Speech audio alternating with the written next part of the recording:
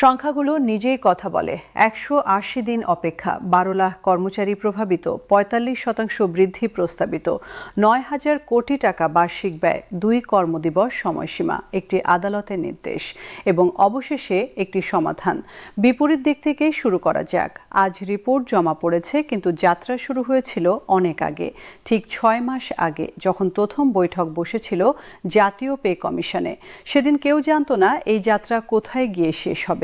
প্রথম মাস উচ্ছ্বাস এবং আশা। কর্মচারীরা ভেবেছিল দ্রুত সিদ্ধান্ত আসবে। পে কমিশন তথ্য সংগ্রহ করছিল, বিভিন্ন মন্ত্রণালয় থেকে ডেটা নিচ্ছিল, কর্মচারী সংগঠনের সাথে বৈঠক করছিল, সবকিছু ঠিকঠাক মনে হচ্ছিল। দ্বিতীয় মাস প্রত্যাশা এবং অপেক্ষা, তথ্য সংগ্রহ শেষ, এখন বিশ্লেষণের পালা। অর্থনীতিবিদরা হিসাব করছিলেন, প্রশাসকরা পরিকল্পনা করছিলেন, কিন্তু কোনো ঘোষণা আসছিল না। কর্মচারীরা অধৈর্য হতে শুরু করলেন। তৃতীয় মাস উদ্বেগ এবং প্রশ্ন, কি হচ্ছে ভেতরে, কেন এত সময় লাগছে? খসড়া তৈরি হয়ে গেছে বলে শোনা গেল, কিন্তু চূড়ান্ত হচ্ছে না কেন? মতপার্থক্য আছে বলে গুঞ্জন শুরু হলো, কর্মচারীরা উদ্বিগ্ন হলেন। চতুর্থ মাস হতাশা এবং ক্ষোভ, এখনও কিছু হয়নি। বৈঠক হচ্ছে, আলোচনা হচ্ছে, কিন্তু সিদ্ধান্ত নেই। কর্মচারী সংগঠনগুলো স্মারক কুলিপ দিল, সংবাদ সম্মেলন করলো, কিন্তু কোনো সাড়া মিলল না। পঞ্চম মাস ক্রোধ এবং আন্দোলন। কর্মচারীরা রাস্তায় নামার হুমকি দিলেন, মানববন্ধন করলেন, প্রতিবাদ জানালেন, কিন্তু পে কমিশন নীরব। তারা বলল কাজ চলছে, আর একটু সময় লাগবে, কিন্তু কত সময়? ষষ্ঠ মাস অসহায়ত্ব এবং যন্ত্রণা, আর কোনো আশা নেই। মনে হচ্ছিল কিছুই হবে না, কর্মচারীরা ভেঙে পড়ছিলেন। তখনই ঘটল অপ্রত্যাশিত ঘটনা। একজন আইনজীবী আদালতে রিট দায়ের করলেন। আদালত শুনানি করল, পরিস্থিতি বুঝল এবং ইতিহাস তৈরি করল। 2 দিনের সময়সীমা, এমন কঠোর নির্দেশ আগে কখনো দেওয়া হয়নি। পে কমিশন স্তম্ভিত, প্রশাসন স্তব্ধ, কর্মচারীরা উল্লসিত। তারপর শুরু হলো ভিন্ন এক গল্প। 48 ঘন্টার ম্যারাথন। পে কমিশনের অফিসে দিন রাত কাজ, মতপার্থক্য ভুলে গিয়ে সমঝোতা, সিদ্ধান্ত নেওয়া, হিসাব করা, রিপোর্ট লেখা এবং অবশেষে জমা দেওয়া। এখন দেখা যাক সে রিপোর্টে কি আছে। বেতন বৃদ্ধি ৪৫%, প্রথম গ্রেড থেকে 16তম গ্রেড পর্যন্ত সবার জন্য সমান হারে। বাড়ি ভাড়া ভাতা 50% বৃদ্ধি, শহর অনুযায়ী ভিন্ন হার। ঢাকায় সবচেয়ে বেশি, অন্যান্য শহরে কম। চিকিৎসা ভাতা দ্বিগুণ করা হয়েছে, 500 টাকা থেকে 1000 টাকা। এখনও যথেষ্ট নয়, কিন্তু আগের চেয়ে ভালো। যাতায়াত ভাতা 30% বৃদ্ধি, জ্বালানি তেলের দাম বৃদ্ধির কথা মাথায় রেখে। উৎসব ভাতা মূল বেতনের 2 মাস, এটা আগের মতোই রাখা হয়েছে, কিন্তু মূল বেতন বেড়েছে, তাই উৎসব ভাতাও বাড়বে।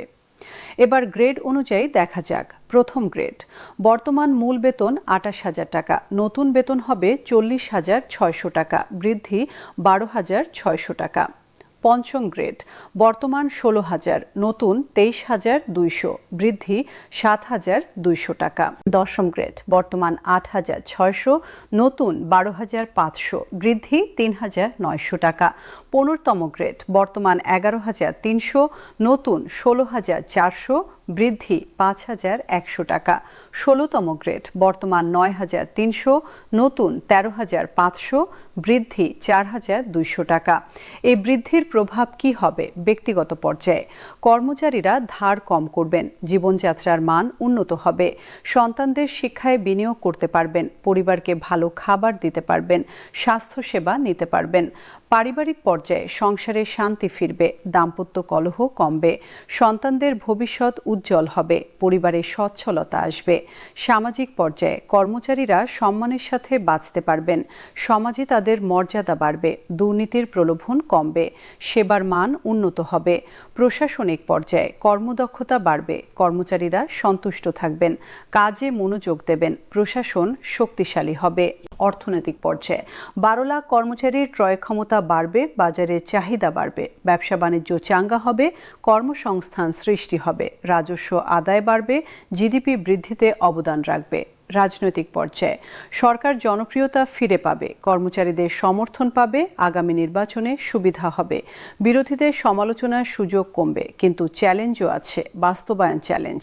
গেজেট প্রকাশ করতে হবে, সব মন্ত্রণালয়কে জানাতে হবে, বাজেট পুনর্বিন্যাস করতে হবে, এসব কাজ সময় নেবে। আর্থিক চ্যালেঞ্জ, ৯,০০০ কোটি টাকা বাড়তি ব্যয়, এই টাকা কোথা থেকে আসবে, বাজেট ঘাটতি বাড়বে কিনা, এসব প্রশ্নের উত্তর দিতে হবে। মূল্যস্ফীতি চ্যালেঞ্জ, বেতন বাড়লে চাহিদা বাড়বে, চাহিদা বাড়লে দাম বাড়তে পারে, মূল্যস্ফীতি নিয়ন্ত্রণে রাখতে হবে। প্রত্যাশা চ্যালেঞ্জ, কেউ হয়তো আশা করেছিল আরও বেশি, ৪৫% সন্তুষ্ট নাও হতে পারে, তাদের বোঝাতে হবে। তবে সবকিছু বিবেচনায় এটি একটি ভালো সিদ্ধান্ত, ভারসাম্যপূর্ণ, বাস্তবসম্মত। কর্মচারীদের প্রত্যাশা এবং সরকারের সক্ষমতা উভয়ই বিবেচনা করা হয়েছে। এখন সামনে তাকানোর সময়, অতীত নয়, যা হয়েছে তা হয়েছে। এখন গুরুত্বপূর্ণ হলো বাস্তবায়ন, দ্রুত বাস্তবায়ন, যেন কর্মচারীরা শীঘ্রই নতুন বেতন পান। সরকারের প্রতি আহ্বান, দ্রুত গ্যাজেট জারি করুন, প্রশাসনিক জটিলতা এড়িয়ে চলুন, কর্মচারীদের প্রাপ্য তাদের দিন। পে কমিশনের প্রতি ধন্যবাদ, শেষ পর্যন্ত কাজ সম্পন্ন করেছেন, চাপের মধ্যেও দায়িত্ব পালন করেছেন। আদালতের প্রতি কৃতজ্ঞতা, সময় মতো হস্তক্ষেপ করেছেন, ন্যায় বিচার নিশ্চিত করেছেন, জনগণের অধিকার রক্ষা করেছেন। কারিম উদ্দিনের প্রতি সালাম, যিনি রিট দায়ের করে এই পরিবর্তনের সূচনা করেছেন। একজন সাধারণ নাগরিকের সাহসী পদক্ষেপ। কর্মচারীদের প্রতি অভিনন্দন, যারা ৬ মাস ধৈর্য ধরে অপেক্ষা করেছেন, যারা আশা হারাননি, যাদের জন্য এই সংগ্রাম।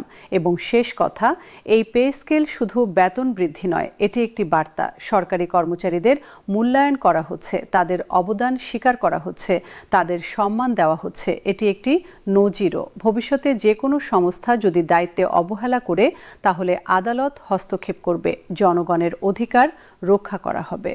এটি একটি আশাও, এদেশে ন্যায় বিচার সম্ভব, এদেশে পরিবর্তন সম্ভব, এদেশে একজন সাধারণ নাগরিকও ইতিহাস তৈরি করতে পারে। নবম জাতীয় পে স্কেল, একটি সংখ্যা, একটি সিদ্ধান্ত, একটি পরিবর্তন, একটি ইতিহাস এবং সর্বোপরি একটি আশা। ১২ লাখ পরিবারের আশা, ৫০ লাখ মানুষের স্বপ্ন, একটি জাতির অগ্রযাত্রা, যা শুরু হয়েছে আজ, যা চলবে আগামীতেও। One more script but different.